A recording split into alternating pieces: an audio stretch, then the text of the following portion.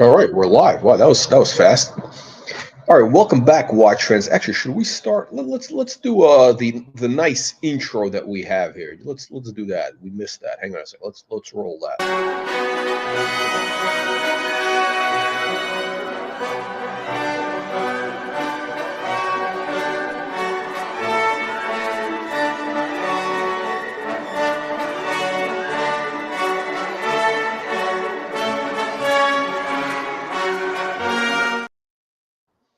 All right, welcome back, watch fans.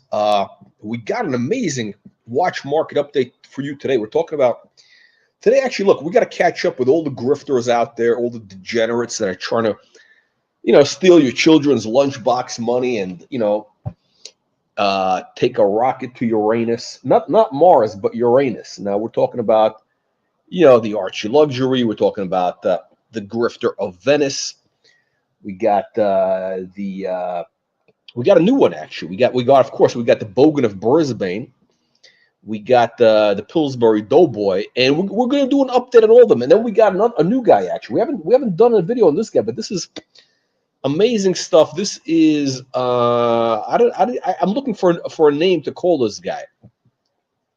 I'm done.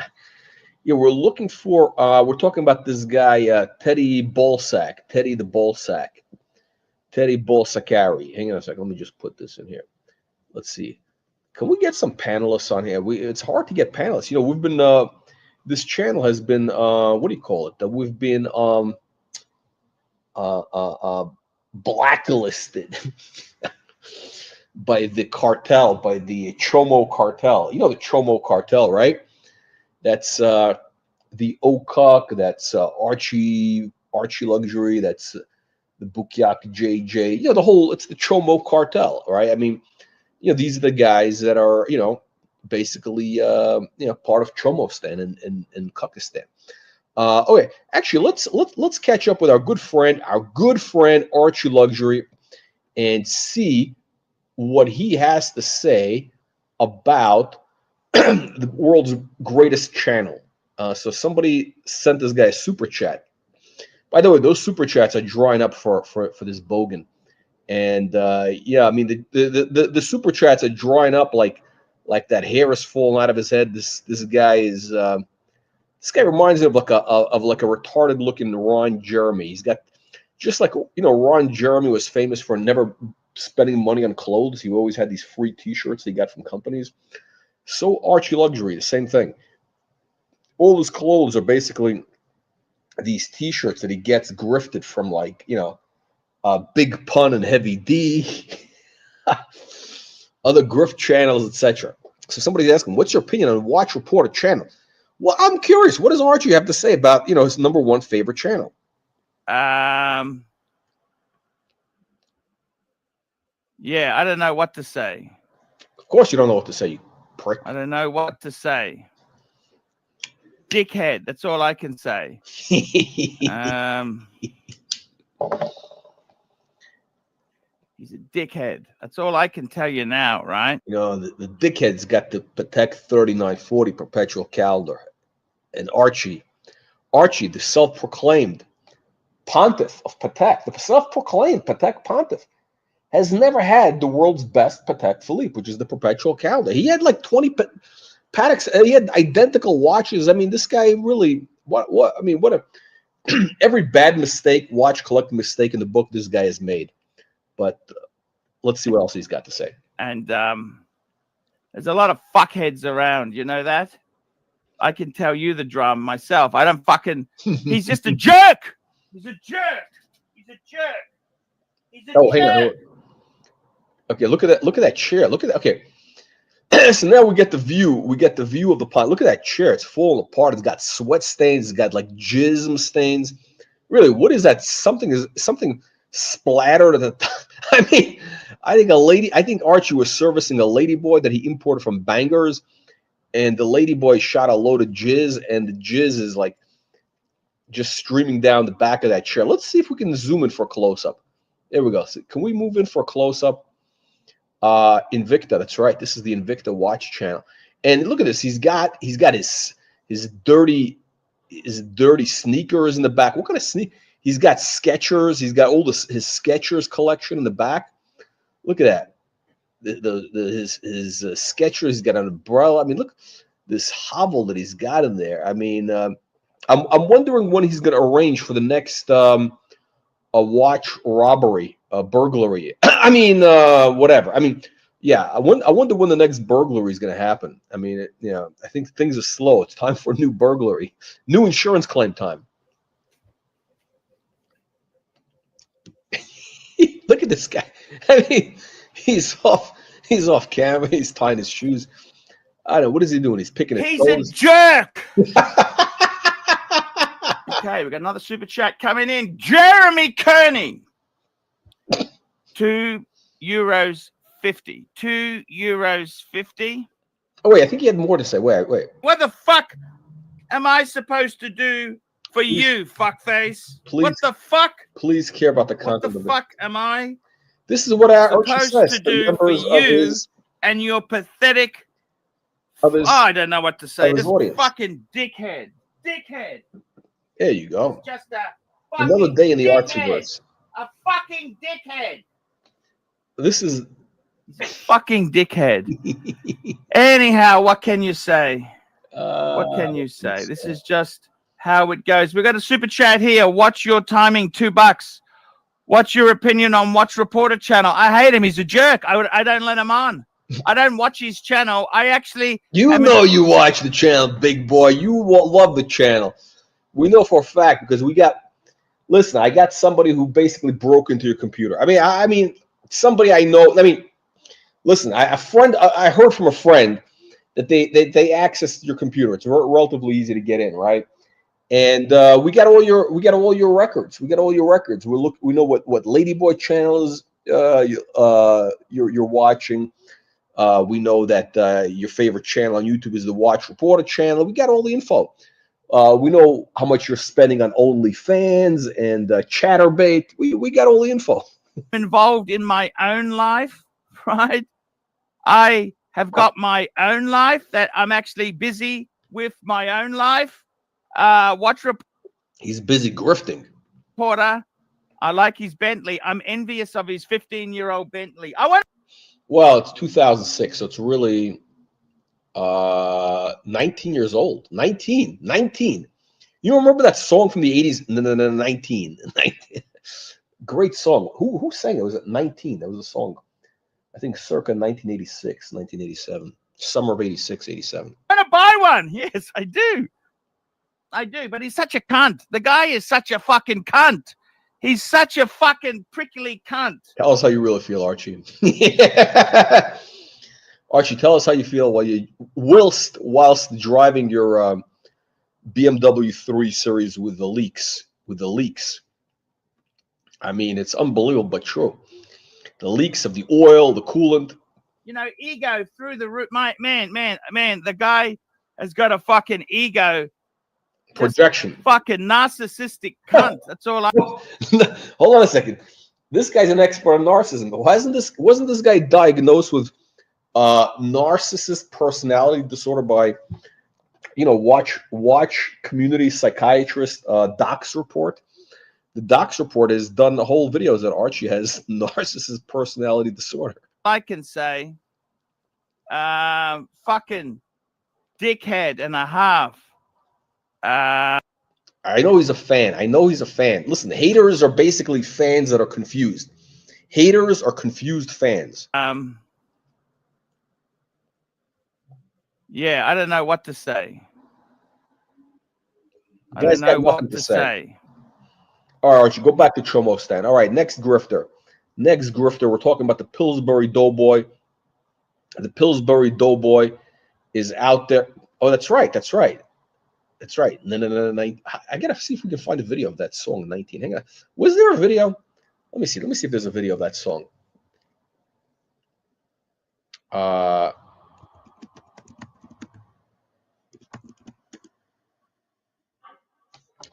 Oh, this is it?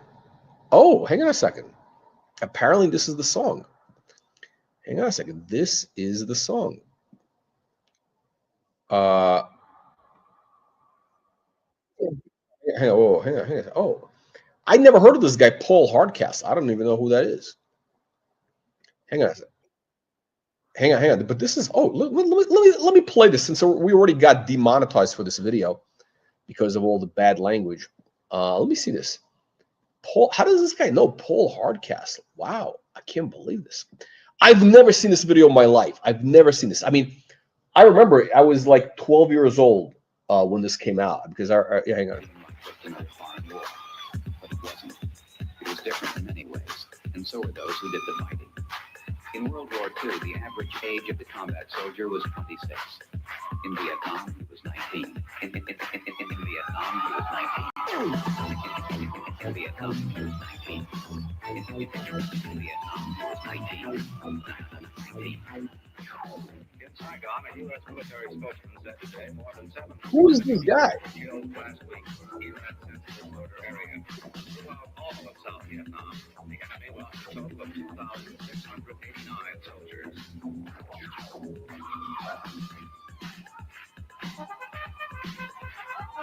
According to a Veterans Administration study, half of the Vietnam combat veterans suffer from what psychiatrists call post-traumatic stress disorder. Many vets complain of alienation, rage, or guilt, and some succumb to suicidal thoughts. 8 to 10 years after coming home, almost 800,000 men are still fighting the Vietnam War. None of them received the hero's welcome.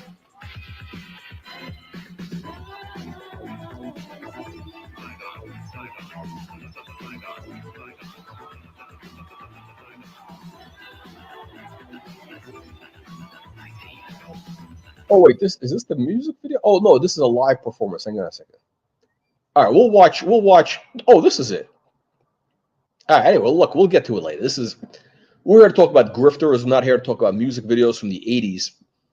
Oh yeah, the helicopters. Okay. Okay, we're talking about the Pillsbury Doughboy who never heard of Vietnam because he's a Canadian grifter. Again, Canada is not sending us their best. They're sending us these scumbags that are ripping off America, and that's why the El Trump has imposed tariffs because we're tired of these scumbags ripping us off for the last 100 years. All right, and we got to even the score for the Canadians burning down the White House in the War of 1812. It's right; these scumbag Canadians burnt down the White House in 1812. Now we got the Pillsbury Doughboy snuck it over the border from Montreal, Canada, and now he was being sex trafficked by Curly, that's Don Corleone, El Duce de Chomostan, and the dog trainer of Chicago, as well as J.J. Bukiak. So it's a trifecta. It's a sex trafficking trifecta. Sex trafficking trifecta. Of course, we know that this is the guy that actually tried to rip off on video. He was caught on video trying to scam a watch dealer out of $500 by claiming that he sent them a box, that the box that the watch came in, it had a tear on it or something, and he unilaterally decided, hey, I'm going to deduct $500 because your box, the Rolex box out of the cardboard had a tear. I'm going to take off $500 that way. Hey. Now, again, if he takes off $500, that adds probably to his commission or something, right? Money in his pocket, this little grifter. And of course, he was caught on video by the Chia Pet guy, not Deputy Droopy Dog, but the Chia Pet guy. But anyway, he's doing a video saying top 5 unique and quirky watches I absolutely love and want to buy. Who comes up with these titles? This is like one of these AI titles, like. Somebody looks for these titles. Okay, let me see. Okay, by the way, what he's going to be spooking here is shitters. Watch this. I want to take a moment to thank you all so much for hitting 10,000 subscribers. And I think it is one of those true classics that I think will enjoy the shitter. Okay, again, he's spooking shitters. Perfect. I think the only true competitor, one of my favorite. I'm done spending an obscene Why am I getting these fucking amount of money on takeout every done? That guy's got dirty Sanchez mustache. And back on track with Factor. Fresh, never. Personal lines that the brand has made. Okay, now he's spooking Illuminor, Navy SEALs. I mean, look, come on, seriously. Hold on a second. Hold on. This is like a farce. I mean, this has got to be like a bad comedy thing. So this Pillsbury Doughboy is spooking Panerai, which is a shitter brand. And this is a Navy SEALs Panerai. And of course, Panerai allegedly was famous for, again, it's a Fugazi company. It's a Fugazi. You know what I mean by a Fugazi? It's not even a real company. It was like a company went out of business like 100 years ago. It was restarted in the 90s by some grifters. But the original Panerai, I think they made watches, dive watches for Italian divers who were in World War II. So basically, that was the enemy. I mean, that's basically like saying, hey, why doesn't Glashuta reintroduce, or I'm sorry, why doesn't Langenzoon reintroduce their Hitler product, right? I mean, because Langenzoon, that was Adolf Hitler's favorite watch company, 100%. Langenzoon was Hitler's favorite watch company, and the Soviets knew that, the Russians, whatever you want to call them. So when they took over Germany, right, they went into Glashuta, which was where they had Langenzoon, Glashuta, all those companies. And because they knew it was Hitler's favorite watch company, they basically, I think they may have shot a bunch of people, but then they took all their equipment, they shipped it back to the Soviet Union. And that was the start of the Soviet watch industry. That's why they had great watches, Vostok, Raketa, Piguet, Sukabret, all those watch brands. Moskva. But anyway, but Panerai was basically watches made for the Italian divers that were supposed to blow up American boats, right? And of course, listen, the Italian military has not been successful since it's been about 1800 years. I think the last time they had a successful campaign was maybe 1800 years ago. It's been a long time. It's been a while. It's been a couple of minutes. Unbelievable.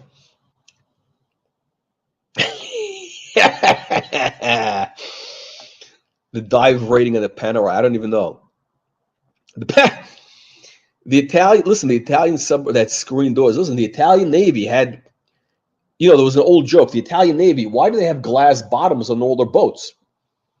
So they could see the old Italian Navy. No, seriously. I mean, listen, I love the Italians, okay? But I love Italy. I really do. I think they're great people. But yeah, they haven't won a war in 1800 years, okay? I mean, it is what it is, right? So I'm not buying a Panerai watch. Now, listen, Langenzoon, if they put out the SS Hitler line, now I'm not a buyer for it, but I know there's plenty of people who would buy them, right? There are plenty of people. You got that guy Higgins, who's Hitler's grandson. Listen, there's a lot of fans. There's a lot of, even in Germany. I mean, listen, the Germans, believe it or not, they have all these excuses about the war. Well, we didn't know this. It's the Russians. We were defending against Bolsheviks. Whatever. Listen, everybody's got excuses, right? Everybody's got excuses. But this is a Fugazi watch. Again, he's spooking you a shitter watch. Look at this. The Navy SEALs. What the fuck? This is the farce. So this is the Italian Navy, failed Italian Navy, and they're doing watches for the. Come on! This is just too good to be true. The Navy SEALs. Okay, I'm sorry. First of all, the Navy SEALs. Okay, in the U.S. military, there's a long history, or at least for 50 years, of guys basically. They buy Rolex. Okay, they buy Rolex Submariner, and they buy GMT. That's what the operators, as they call them, operators. That's what they buy.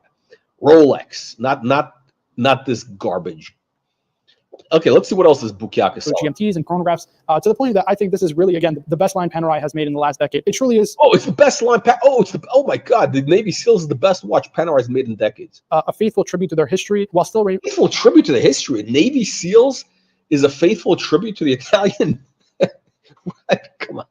Remaining contemporary and unique in its aesthetic, despite it having all the kind of signs of a Panerai Luminor watch. So yeah, I'm a big fan of this watch, and you can actually pick these up retail under $10,000. At $9,800, I think you get an all-time classic wristwatch that has great proportions, great luminescence, great overall build quality, and again, the aesthetic itself is so true to the Panerai. It's a shitter. 98. Are you kidding me?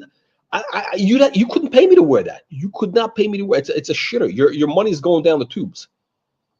That's right. The SEALs wear Rolex. I mean, they wear Rolex. That's right. Unbelievable, true. Unbelievable. Parm.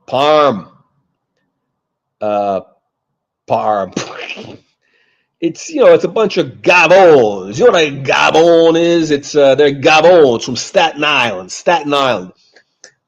You know, Staten Island, that's where the Gabons are, right? They're not even the real Italians. These Staten Islanders. It's like, that's, well, you know what it is? It could be because, you know, Sicily's not really Italy. You know, the Sicilians are not really Italians. They don't consider, you know, the Italians don't consider them Italians. The Sicilians don't, you know. So I think maybe they look at Staten Island as kind of like Sicily. And I don't know what these Sicilianos, I don't know what they are. I don't know what the fuck they are. There's some sort of like, I don't know, some sort of mixture, some sort of you know, Moulignans. Okay, we're not going to use the M word, but you know, there's some sort of combination, some sort of convoluted combination, the Sicilianos. Design DNA, and I think it's just an absolutely beautiful timepiece. Let's go to something a little bit more dressy, and this was a release last year done by IWC. It is the Horizon Blue Portuguese 7-day. I absolutely love this wristwatch. Again, IWC. Again, this guy's basically showing you inventory that's unsellable. That's what he's calling it. The stuff he wants, he loves, and would absolutely buy. Believe me, this guy's not that stupid. He's a little grifter. This little grifter. We're gonna call him like, you know, like you know, all these rappers. They all have these names like little I don't know, little baby, little Wayne, little John, little grifter, little. We're gonna call him Little Taliban. This is a garbage watch. IWC, it was never good. It was sort of a hype watch in the 15 years ago with these oversized watches. It's a total shitter. You're going to lose all your money with this watch. I'm very much looking forward to seeing what IWC does in the future. Hopefully they continue to play with more color like this, because I think it is really their strong suit, and it makes for an amazing product. Yeah, the color is the strong suit of why. Oh yeah, of course. Overall. Next, let's pivot to a watch that is definitely up in terms of not only price point, but I think also in terms of uniqueness, and that is the Ulysse Nardin Freak X. This one in another shitter, and this is of course the shitter that was bought by the what's his name, the Prince of Twinkistan. That's Keslow, the film director from Chatsworth. That's the guy that makes snuff films in Chatsworth, California. Unbelievable but true. Keslow makes Chat. No, I have nothing against the Sicilianos. No, you know, I was in Sicily once. It was fun. I couldn't wait to leave. I really couldn't wait to leave. Where did I go to? I went to Palermo. And I first of all, I don't like being on islands because, you know, how do you get off the island? There's only a ferry and a plane, and I don't know. It was listen. They have an incredible museum there. They have one of the best museums there, which is the what do they call it? They call it the famous museum in Sicily. Hang on a second. I'll tell you what the name is. It's an incredible museum. It's actually worth going there to see this. And they have an incredible painting there. Palazzo Abitalis. No, Abitalis. No. Oh yeah. Oh, so everything there is a Fugazi. Everything there is a Fugazi. I mean, I remember. By the way, you know, Palermo. The place hasn't been rebuilt since the Americans bombed it. I don't know if you guys know this, but the Americans bombed Italy. They did. They bombed Naples. They killed, like, I don't know, green carbon version that I think 30,000 people. That's right. The Americans bombed Sicily. They didn't give a shit about civilians and military. They were just bombing Sicily, right? They killed like 30,000 people.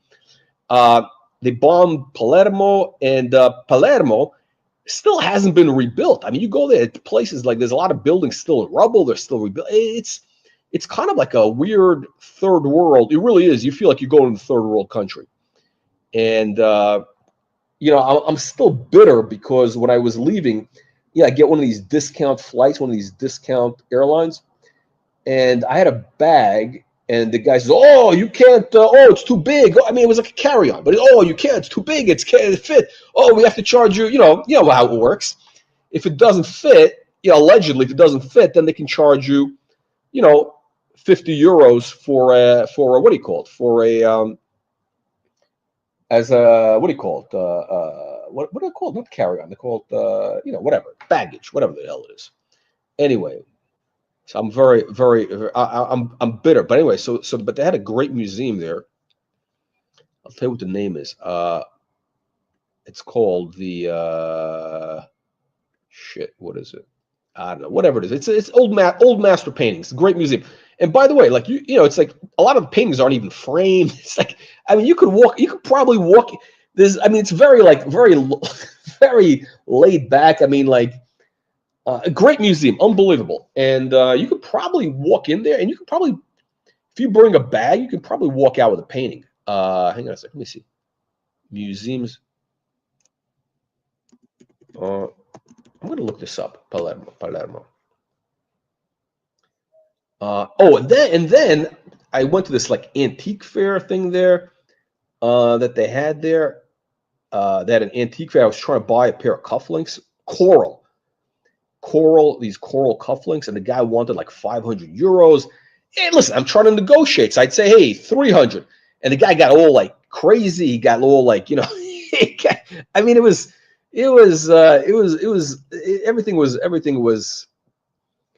verkauft.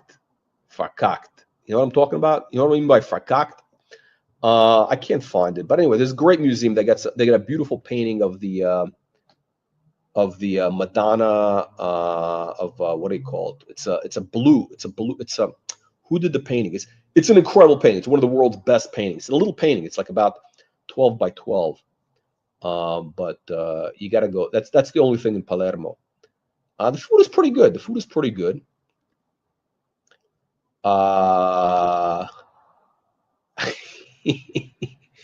Yeah. You know, the whole country. I don't know. It's a whole thing there. It's a whole thing. IWC. That's right. It's the watch for finance manager at a Toyota dealership. That's what it is. 40%, 90%. Okay, 90% off. 90% off. It's à la poubelle. Oh, they had an earthquake also. Yeah, I mean, listen, it's kind of sad because, I mean, it's a beautiful place. It's a beautiful, beautiful place. Sicily is a historically, you know, I mean, incredible place. Yeah, it's a bit of a mess. It's a bit of a mess. I don't know, maybe it's gotten better. I don't know. I haven't been there in a while. I haven't been there this was like 10 years ago or something. But everybody's trying to like scam you there. Really, like everybody's trying to scam you. I mean, listen, I mean, the Italians in general are trying to scam you, but the Sicilians, they take it like another level. It's like they really take it like another level. It's unbelievable. No. What is gabagool? I don't even know what that is. I never heard. I heard that thing. I don't know what that is. Okay, let's watch this. Let's watch what this little grifter has to say. Okay, remember, the Ulysse Nardin is just a spectacular wristwatch. I even love this Velcro strap, for example, which makes it super ergonomic and comfortable on the wrist. And I have a friend, his name is Tony Trina. Shout out to Tony if you're watching this. And he actually said something that was pretty amazing. He said that the Freak X kind of reminds him almost of like a discount MB&F, but of course, the Freak legacy being 20. Discount MB&F. Oh my God. Listen, it's a shitter, okay? This is a discount shitter is what it is, okay? This is the ugliest one I've ever seen. It's like gray, olive green. I mean, this looks like it came out of somebody's anus, okay? I mean, what's his name? You got that Kessler, that tomato can. He bought one for like, I think 18 grand to flip because now he's a flipper. He's a professional flipper. I think he made like $800. I mean, what a brilliant flip.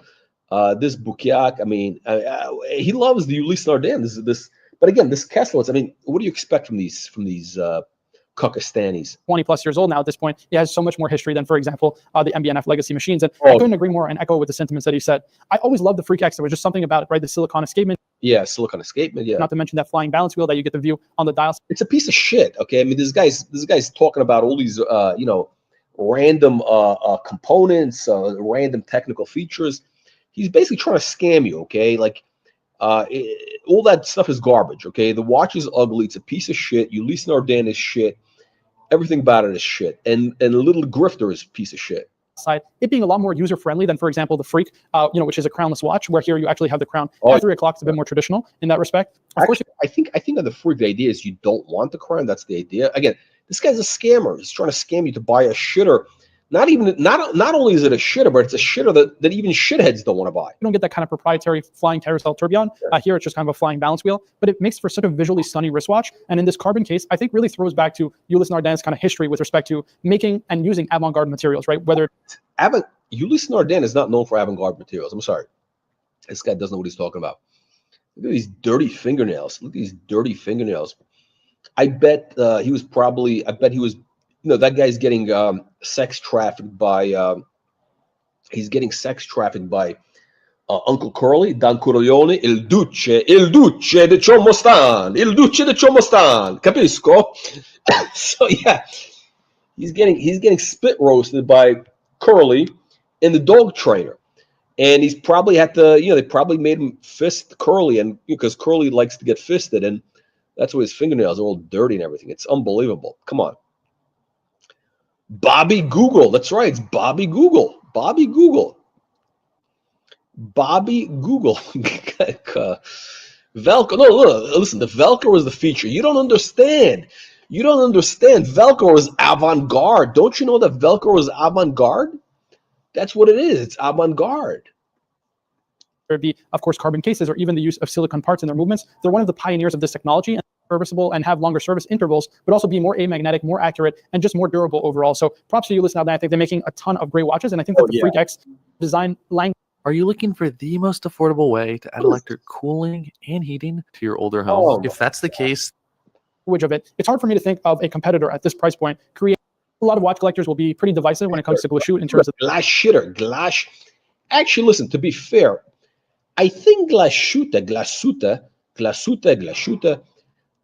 I think they make kind of interesting watches. They're just overpriced, and they're just basically, I know they've had some issues. I know they have actually some serious problems. I talked to a guy who sold them, a dealer of Glashütte, and he said, they always come back. They always come back for warranty work. And even the little twink, the Keslow, the Prince of Kukistan, Keslow, he had a Glashütte CQ, which is kind of a cool watch, although he had the wrong one. You really want a two-tone blue dial. He had the wrong one. He had like the black dial or some bullshit. Because that guy has no taste. I mean, what do you expect from that shithead? These LA people.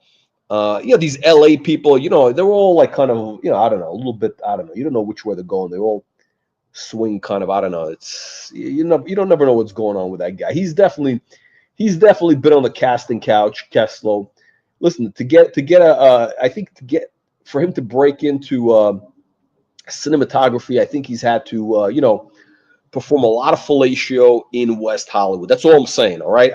All I'm saying is he got invited to the freak off parties, and he got turned out. Okay, Keslow got turned out in Hollywood. Okay, and then he got turned out by Glashütte. Listen, it's a shitter. They're kind of cool, but they're basically shitters. It's a gimmick watch. It really is a gimmick. They do have some nice finishes, but it's a gimmick. It's a shitter. So their designs, a lot of collectors thinking maybe they look a little bit too much like Omega. It's Omega. I'm not personally. Okay, it's actually the guilloche thing. It's kind of cool. It is kind of cool in the moon. This watch has some charm. The problem is it just makes no sense. It's like a hot mess. You got a date in one place. You got seconds in another place. You got the moon phase here. You got it's just like a hot mess. Kind of a cool design, but it's just a hot mess.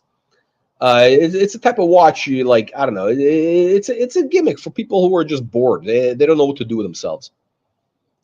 Polished bezel, the polished center case, and the polished case back, that incredible guilloche work. Again, the aventurine moon phase. There's so much to love about this wristwatch, and we're talking at a price point of $42,600. It's, again, hard for me to find a better value wristwatch, considering this is a handmade wristwatch in platinum, in a limited. Are you crazy? $42,000 for that piece of shit? Are you crazy? Look at this. Look at that facial expression. This guy. Oh, look at. He's got the Taliban beard and everything going on. I mean, this guy. I mean, seriously, this guy is. This guy's a stone cold con man, stone cold grifter, stone cold Bobby Google.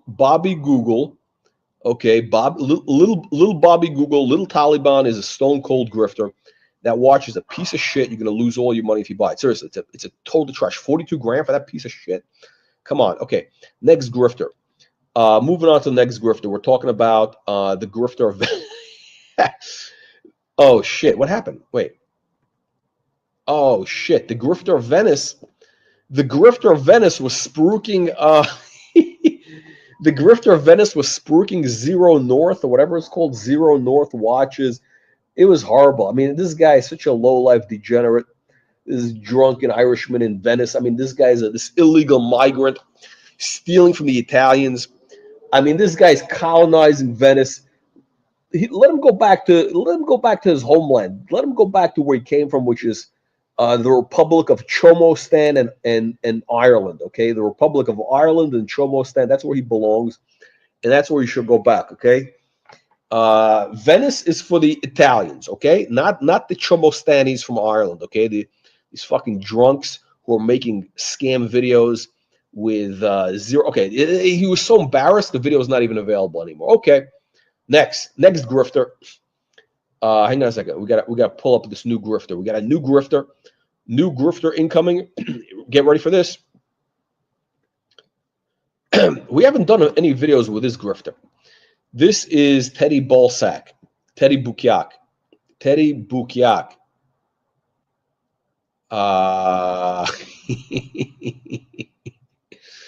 I don't know what that means. Even. Finger bridges. Carbon. Unbelievable.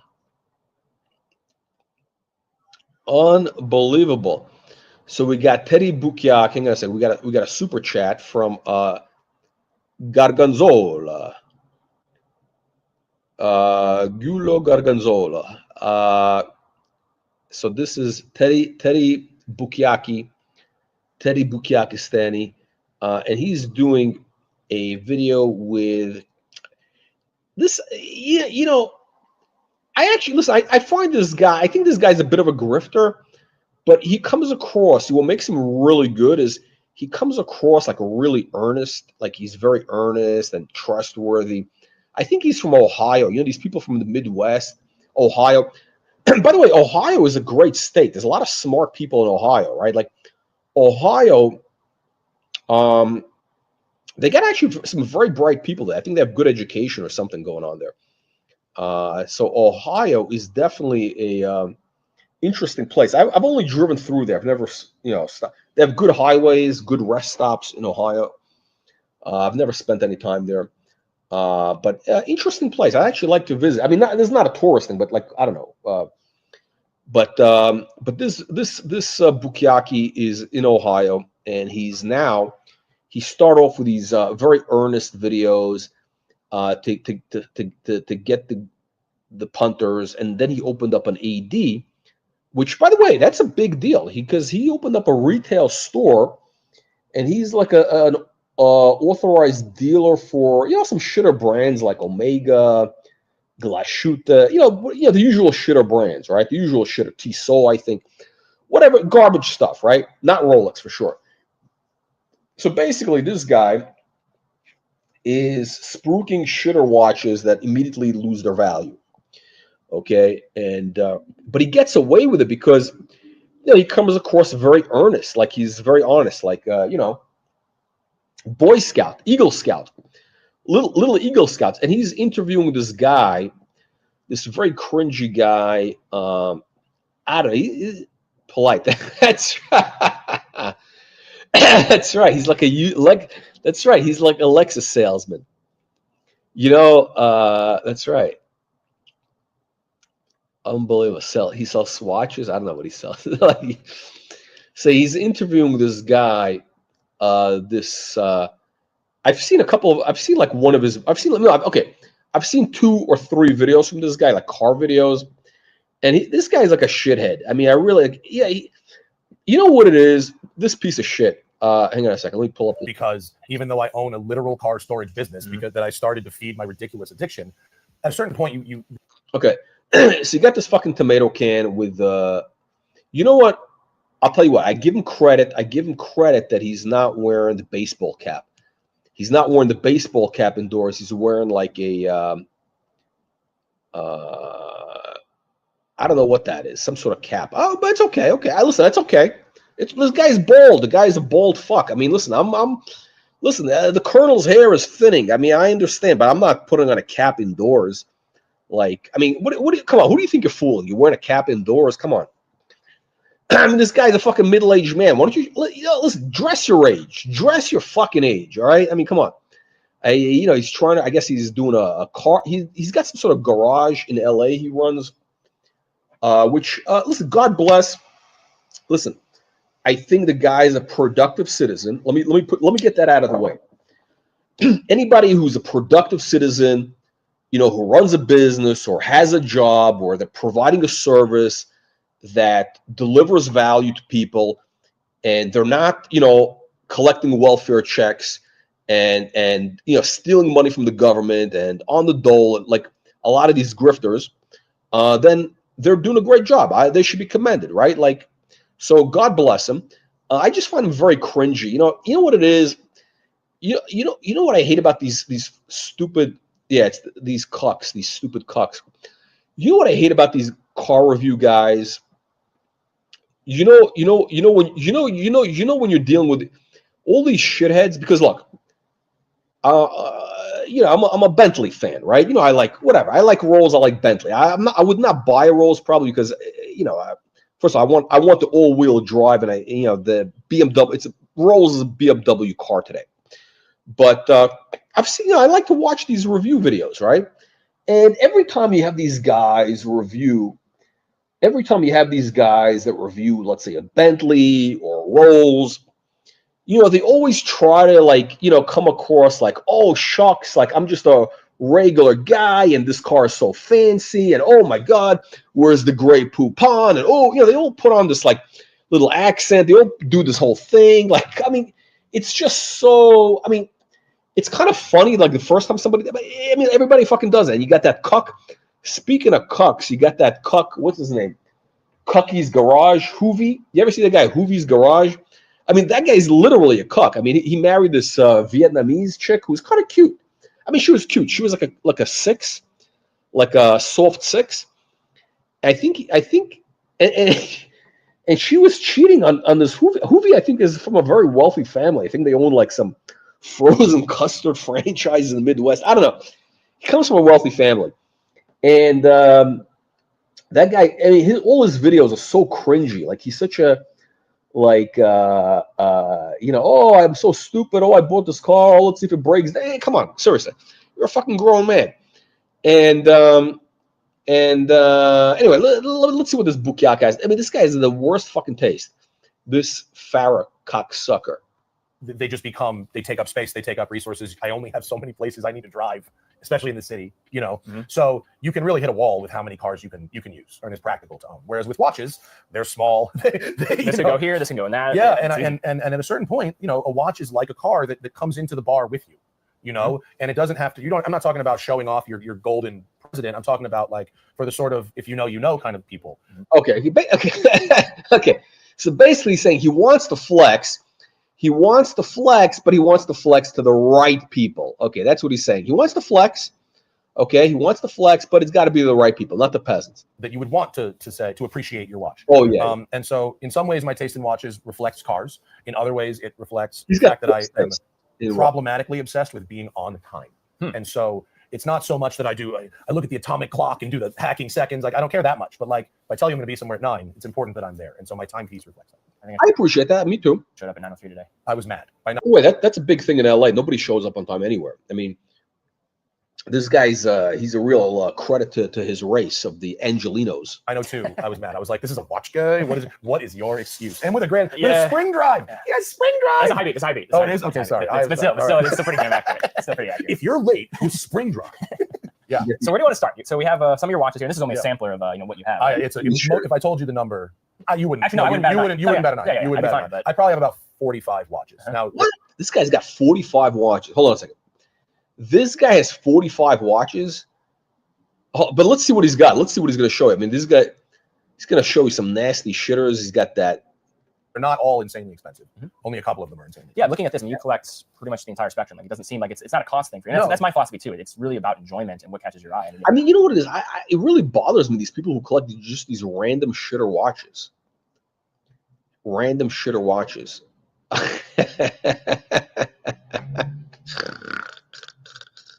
That's funny. Hang on a second. I think you've been able to identify what your eye is.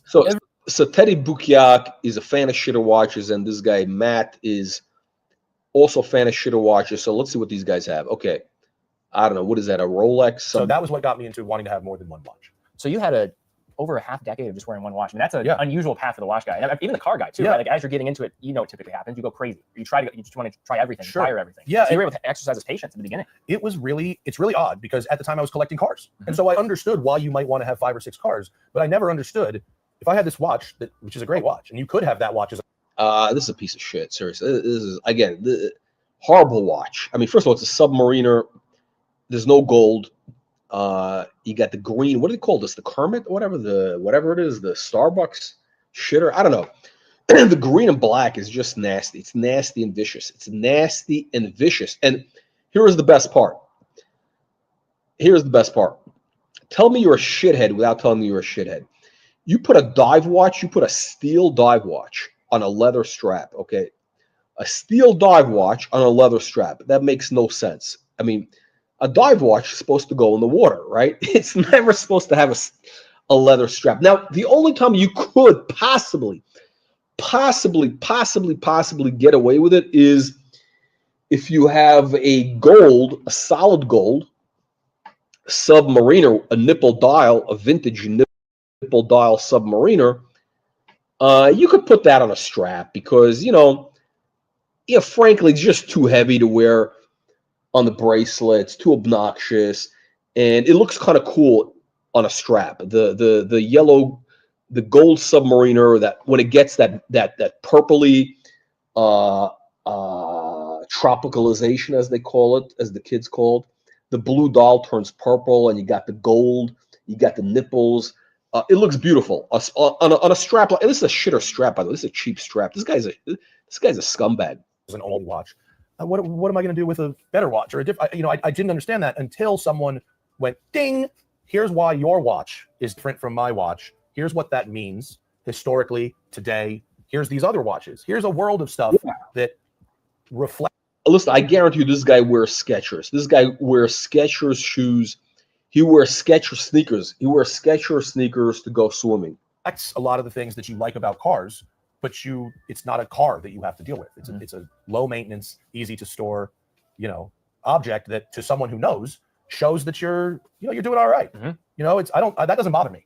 He wants to flex, basically but he's honest. He's honest. He wants to flex. Flashing, like work fucking hard. Yeah. So it's showing like the progression of you, and also this is a connection, I think, to cars as well. Yes. Oh, let me tell you everything wrong with this guy. Okay. I mean, how many dive watches do you need? Seriously. And I mean, who buys a Seiko? I don't even know what this is. This looks like a fake Yachtmaster. I mean, the horrible taste. This guy's got horrible taste. I mean, this is just disgusting.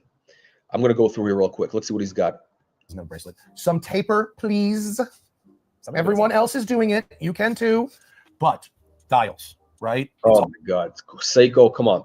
Come on, again on the fuck. I mean, this guy's what the hell? Again, look at these shitters. I mean, I just want to show you what not to do. It's the whole thing is a fugazi. This guy's a fugazi. He's a fugazi. These fucking car people. They talk. And they all know-it-alls. They're all like, what? He's like, I think, he's like a retarded Joe Rogan. That's what it is. I think he wants to be like a Joe Rogan. But he's just not that funny. He's like a retarded Joe Rogan. Look at this.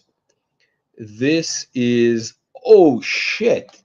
Holy shit. Hang on. Let me see what he's got to say about this. This is funny. Let's see. Look at this shithead. I mean, this guy's such a piece of shit. Seriously.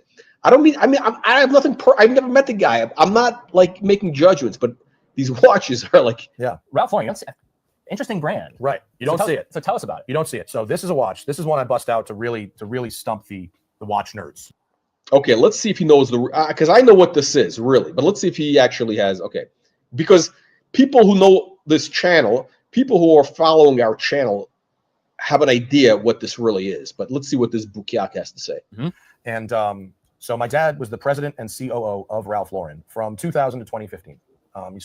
He's been a very successful in the luxury retail business for going on almost 50 years. Wow. And hold on a second. This guy's father was president and COO of Ralph Lauren. Wow. This guy must his dad. This guy. No wonder this guy's collecting cars. This guy. I mean, this guy's father was probably. I mean, shit. His dad's probably worth $50 million at least. And during that time was when Ralph decided he wanted to not just be a fashion watchmaker and not do a collab, but be a real manufacturer. And he partnered with Richemont, who were for some reason about this. And they went on to make watches that used movements from Richemont's catalog. You probably can recognize this movement right away. It's the JLC, the JLC caliber, JLC caliber world time. They put it's like RL blah blah blah. It's not the world time. It's the JLC Master Géographique. JLC world time movement. It's sort of that cowboy chic thing that Ralph loves. Didn't sell very well, surprisingly. They're still making watches, obviously. What makes this one interesting is the one they sold to the public was steel. That's not. The ones that he gave to the board of directors of his company were white gold. Oh. There's no reference number. None have ever been traded to the public. So that. Oh, okay. So this is his dad's watch. This is his dad's watch, and it's in white gold. Okay, that's kind of interesting. But he's got these screw heads in there. I mean, come on, the screw heads. Come on. I mean, I don't know. Ralph Lauren has good taste. He really does have good taste. I don't know what this guy's doing with these screw heads. Because we're a nasty and vicious channel. Listen, you better send some money right now. You better make a super chat donation. You better make a super chat donation. Unbelievable, true. Basically, yeah. So, but that's interesting. Okay, that's interesting. That he's got it's white golds, and this was only given to the board of directors. Okay, so his dad got this, and Matt got this when he inherited all the money that he used to buy the garage and all that. Okay. It's not a bad, I got to tell you, it's not a, if you got rid of the screw heads, it would be okay as long as it was a real, I mean, it's a JLC watch. It's the exact copy of the JLC, 100%, except with a different dial. Same exact everything, layout, everything. I think it would be much more honest just to own a JLC, like yours truly. That's one of the six. Wow. So you know what's weird? He's got all these like straps that all look distressed, like he's like this, hardworking guy. This guy wants to like come across like this blue collar aesthetic. I mean, this guy, these guys are all poseurs. I mean, listen, this guy's father was president of Ralph Lauren. Is probably worth $50 million or more. This guy probably grew up, I don't know where, Newport Beach or something. Who knows?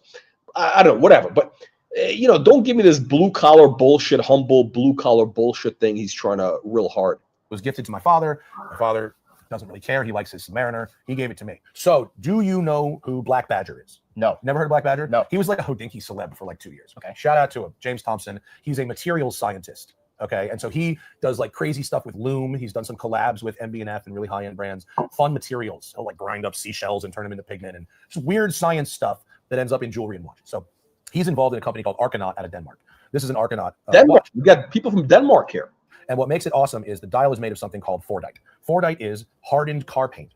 Listen, if it's from Denmark, it's a great watch. So like at the paint booth at the Ford factory, they paint the car and it drips on the floor and it accumulates in layers over time. So it keeps like you have a layer. So when it gets to presses down, and it makes all these different colors. And when it gets to a depth, they mill out a block of it, and then you can thinly slice material for dials. So depending on the angle you cut it, the dial looks different. If you cut it vertically, it looks like stripes. If you cut it horizontally, it looks like amoebas. If you cut it at a 45 angle, it looks like waves, like this. So when you order one, everyone is unique. Because you don't know what you're gonna get. You're just, no, I didn't say that. Okay. But everyone is unique. Yeah. When you order it, they send you a spreadsheet of like 30 dials. And you okay, this watch at least is halfway honest. Okay. It's one of these indie brands. They're doing something, very unique. Okay. The design is It's original. You know, I mean, again, it's a piece of shit. It's worthless. But at least, okay, if the guy appreciates it, I'm okay with that. At least, look, it's an original design. This watch is a 100% original design. You know, it's an honest watch. Not for me, but you know, whatever. Another shitter. Okay. Paret movement. Yeah, 68 hours of powers are fantastic movements. Yeah. We didn't go with the decorated movement. We went with the solid case back, not because we didn't want to spend the money, but because I wanted a thinner case. On the case back, it has. What's that? What is that? That's a topographical map of the Angeles Forest where I film our car reviews. Nice. So they're individually numbered. And on your channel today, this is the exclusive. You get an exclusive. This is the new color. No one's seen it anywhere yet. It goes on sale in April. 100 units. This is the forest green with gilt indices and gilt hands. Piece of shit. It comes with a 5-link Jubilee bracelet, a quick adjust Nodex. What the hell is this piece of shit? So this is basically, you know what it is? This watch looks like a, he's got elements of the Polaris. I like the crown. The crown is kind of cool. He's got knurling on it. It's kind of cool. Okay, not bad.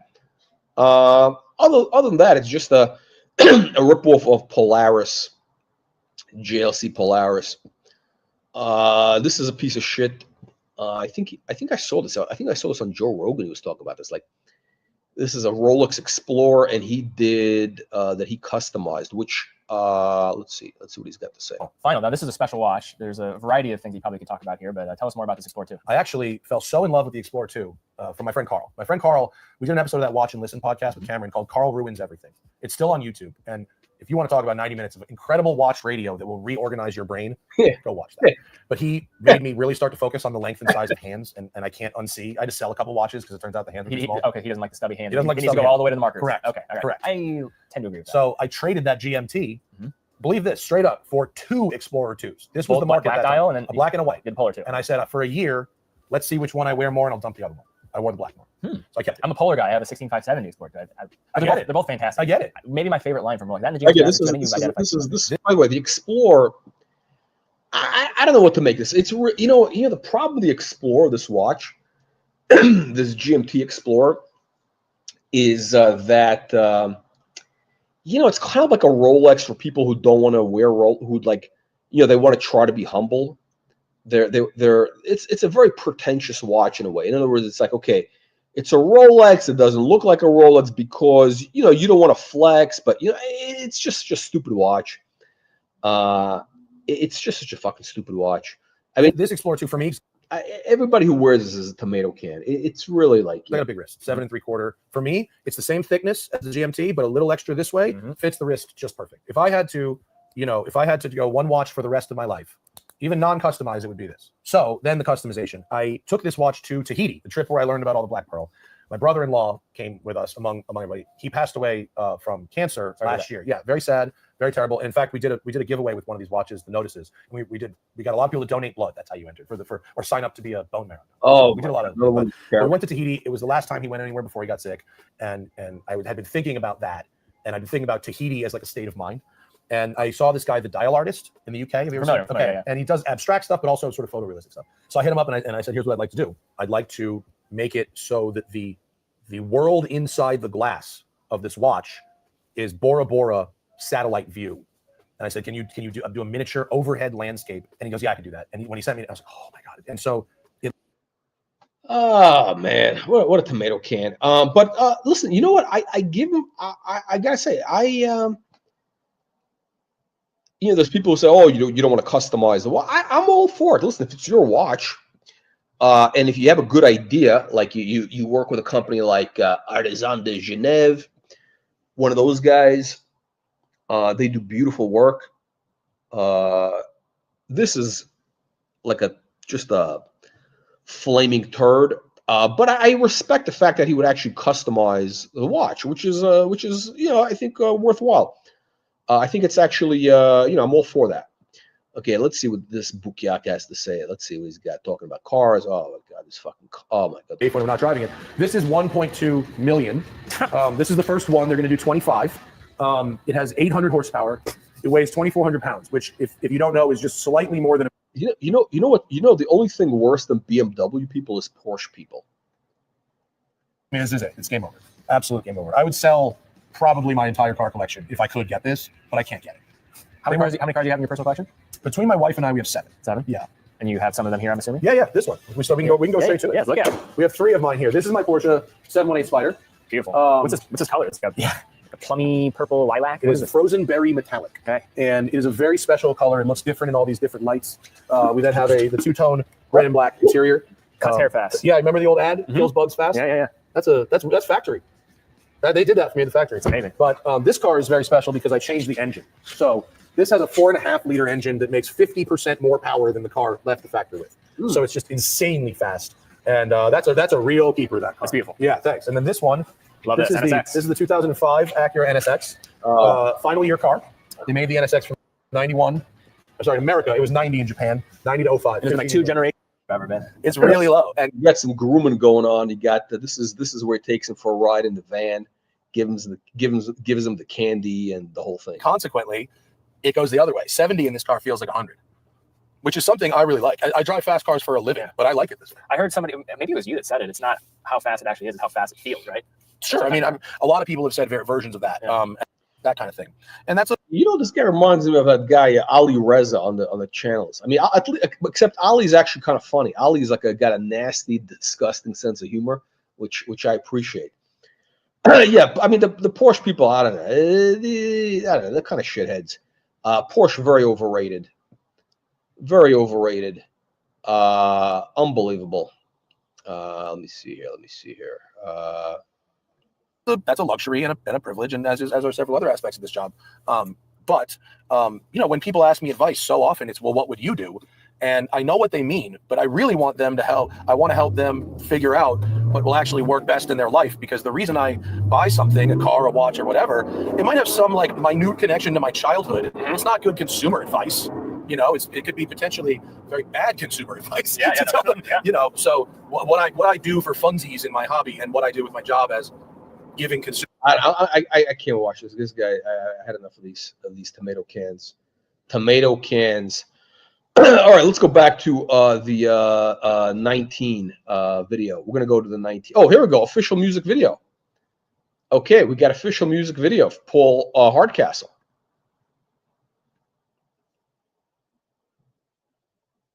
There we go.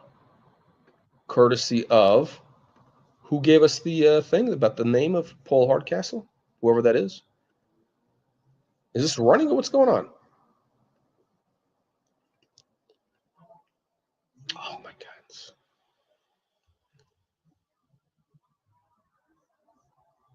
Can't even get a video here.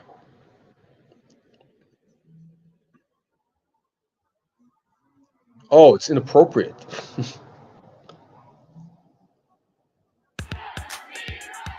In 1965, Vietnam seemed like just another foreign war. But it wasn't. It was different in many ways, and so were those who did the fighting. In World War II, the average age of the combat soldier was 26. In Vietnam, he was 19. In Vietnam, he was 19. In Vietnam, he was 19. In Vietnam, he was 19. 19. The heaviest fighting of the past 2 weeks continued today, 25 miles northwest of Saigon. I wasn't really sure what was going on. 19.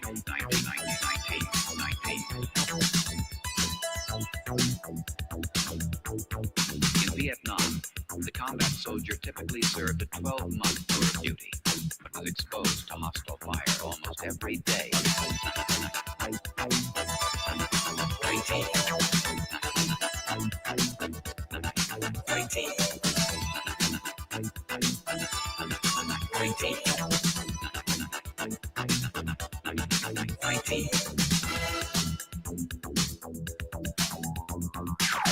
In Saigon, a U.S. military spokesman said today more than 700 enemy troops were killed last week in that sensitive border area. Send money now. Send money now. 2,689 soldiers.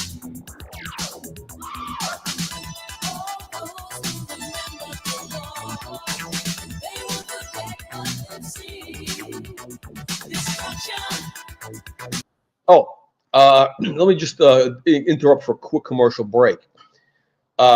When you join the channel, when you actually become a paid member of the channel, you get access to our top secret content. That's right. You get access to our top secret videos. for serious watch content. Not this stuff. This stuff is like a clown show.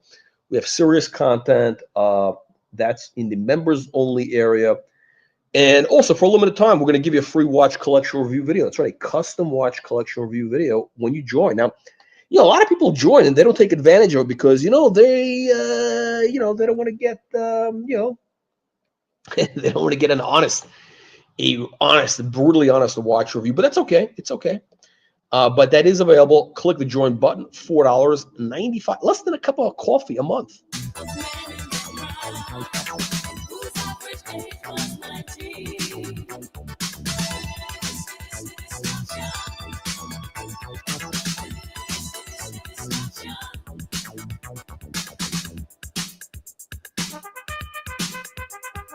According to a Veterans Administration study, half of the Vietnam combat veterans suffer from what psychiatrists call post-traumatic stress disorder. Many vets complain of alienation, rage, or guilt. Some succumb to suicidal thoughts. 8 to 10 years after coming home, almost 800,000 men are still fighting the Vietnam War. By the way, the Rolex Submariner NGMT was a very popular watch with in the military. I mean, if you were kind of more of a, what is it, like Rangers, Green Berets, that type of thing. A little more of that type of thing, right? I don't think the average, infantry guy was buying a GMT, but you can get them. I mean, they were, relatively reasonable. You can buy them at the PX.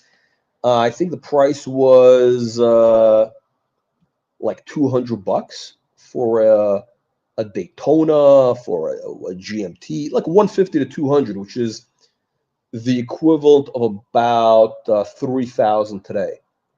So, which was, by the way, still a lot of money, right? Because, but then you figure, hey, shit, you don't ever know if you're going to die, right? So you might as well have a nice watch. And, let's say, you get trapped behind enemy lines. You can always, use that. Yeah, me too. Yeah. The what do you call it? What are we talking about? Yeah, so they had the GMTs and the Submariners.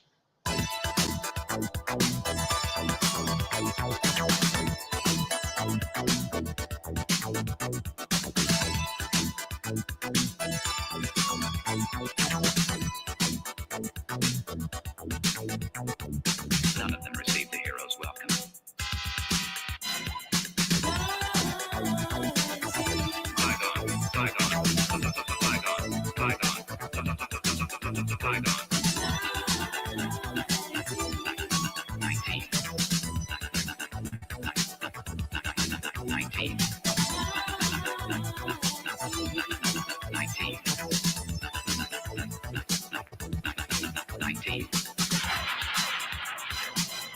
Wow. AC 130 gunship.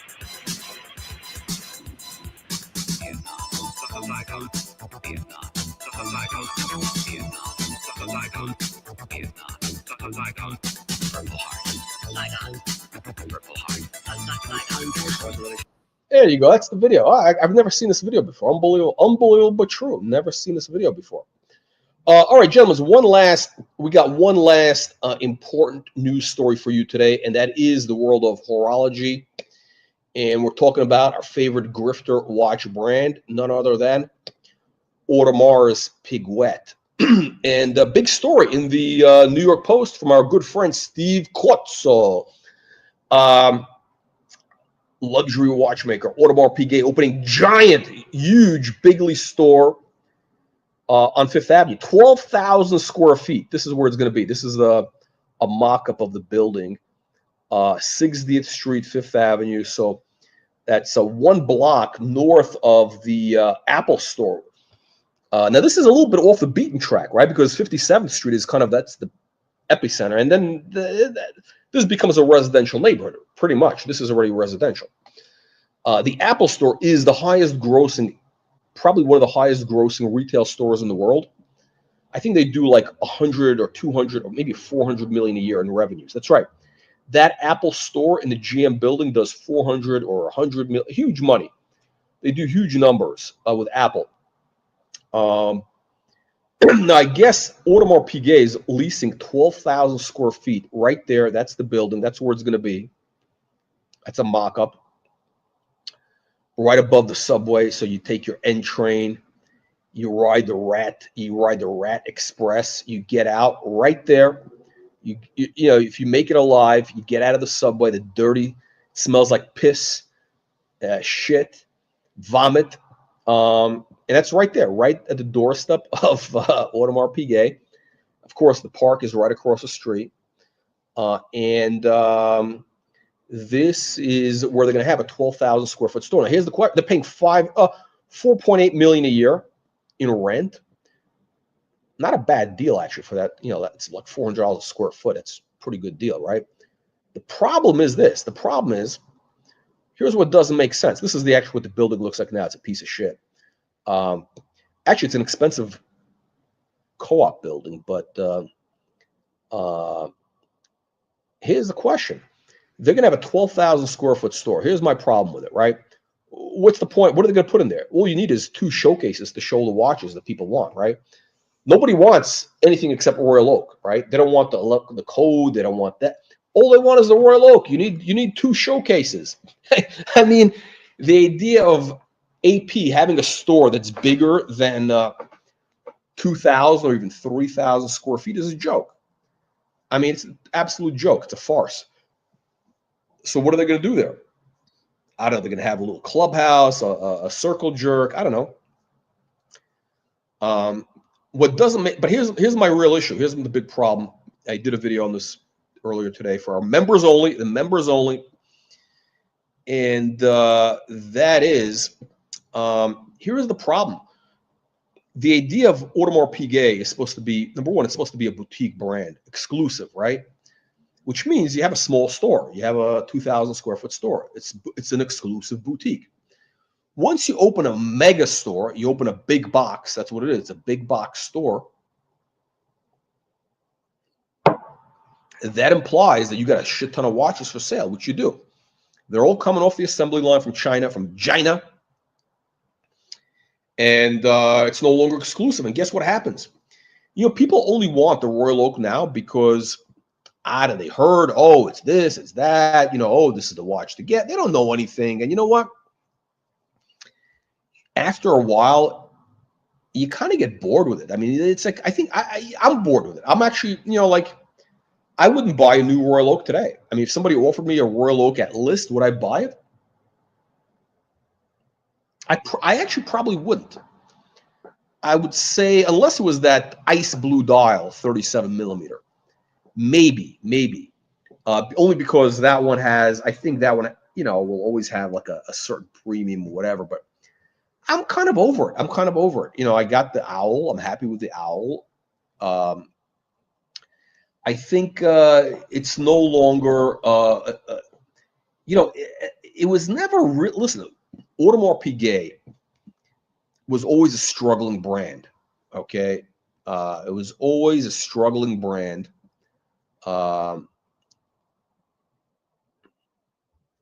Yeah, no, big brands. They are, yeah, a lot of brands are, you know, I shouldn't say, listen, there's always, you know, it's for big brands, for these global brands like LVMH, for, you know, these global brands. They want to have a store on Madison Avenue or Fifth Avenue. That way, that's like they could brag about that. It's a big deal for these guys, right? It's a marketing thing. So they don't mind losing maybe a little bit of money even. But 12,000 square feet is, there's no point. There's no point to it. Like, what is the point of, because you're only going to have like 10 watches that people want to buy, right? So what do you need that much space?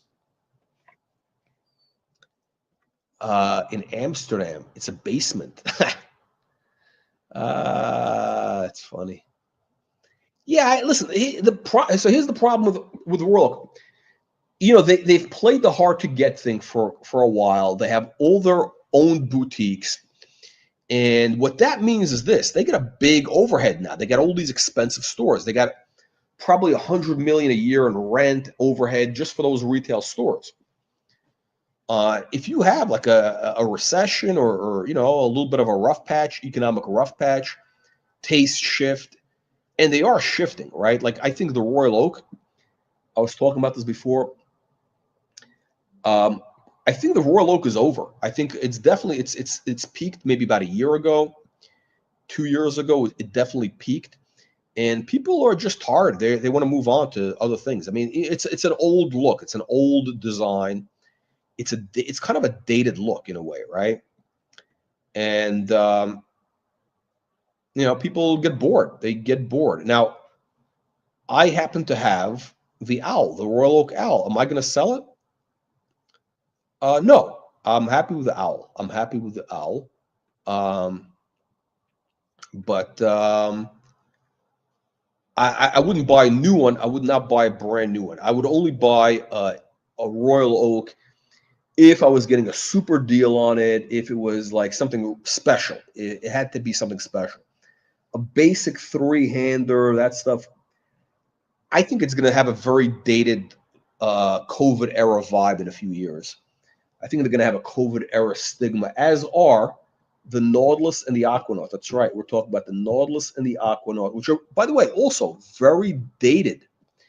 And the Aquanaut, I mean, the Aquanaut dial is like, it's like a joke. It looks like some sort of like toy. It's like a joke watch. You know, Patek Philippe has put out a lot of dogs. You know, they got that Neptune. They got, you know, Aquanaut was in the same era. So they definitely put out quite a few dogs. And, you know, people, I think, are going to get tired. So I think this is the Audemars Piguet jumping the shark. For anybody that doesn't know what that expression means. You don't know what that means, you Google it, but that's it. I think AP has jumped the shark with this. And this is usually when brands or retailers get in big trouble, when they go from, you know, when they go from what they know best to you know, they get very ambitious and they bite off more than they can chew. Now, like, this is not a huge thing. It's not that big. But it's a little bit aggressive for a watch store. 12,000 square feet. Again, it's not congruent. It's not congruent with their message. Their message is, hey, we're exclusive. We're an exclusive brand. We don't even have any watches available. So, well, why do you need 12,000 square feet of space then? Why do you need to have 12,000 square feet of space? What are you going to have, an AP museum? You're going to promote the brand? They don't even have any other watches except the Royal Oak. That's all they got. That's their only seller. That's one model is their only seller. Look at Rolex. Rolex has how many models are, you know, platforms for them? GMT, Submariner, Day, Datejust, Yachtmaster, Daytona. Okay, how about Patek? Nautilus, Aquanaut, you got the Complications line, you got Calatrava, you got, I mean, oh, even JLC has, you know, a bunch of platforms. They got the, I don't know, whatever, you know what I'm saying. They got a bunch of stuff. These guys have just one, it's a one-trick pony. It's a one-trick pony. And I think it's going to fade. I think it's pretty much over. I think it's over. Look, if you want that sport watch, you got to go best of breed. And I hate to say it, but you know, if you want like a real sport watch, luxury sport watch, best of breed, there's only one name, and it begins with an R and it ends with an X. That's right. Rolex. It's the alpha and it's the omega.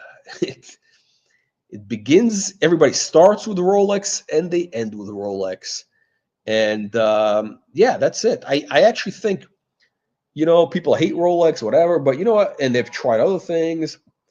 They always come back. They always come back to Rolex for some, whatever the watch is. And, you know, they're getting, Rolex is actually, you know, incrementally, they're getting better and better. They're putting out, you know, they're making improvements, you know.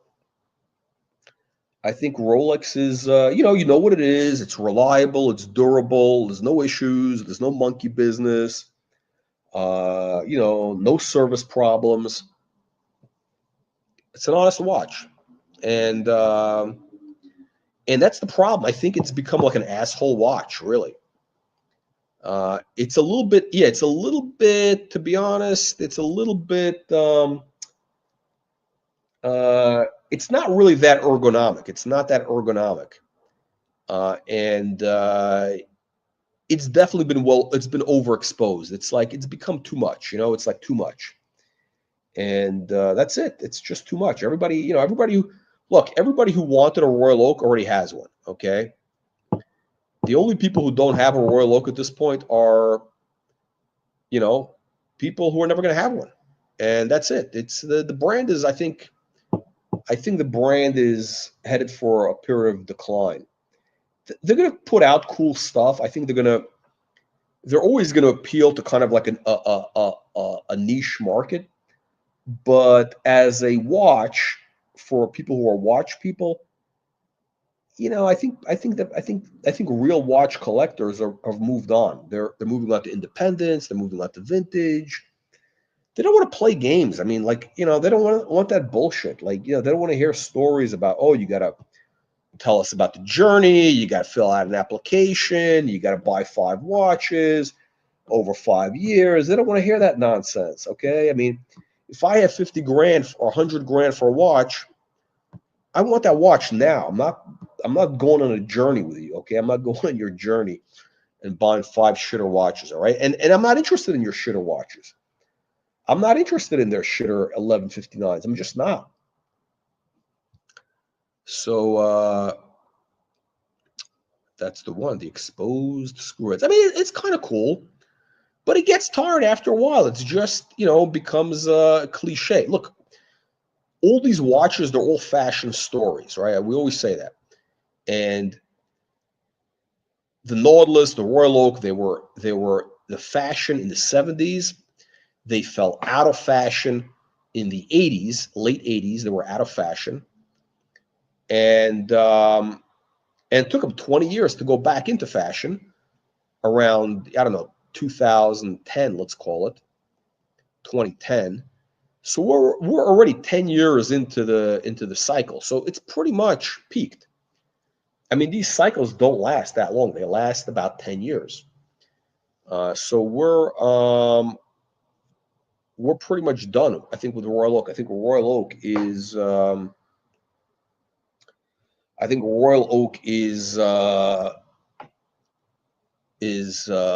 jumped the shark. Royal Oak has jumped the shark, and it's going to be all over for them. It's going to be all over for them. Unbelievable, but true.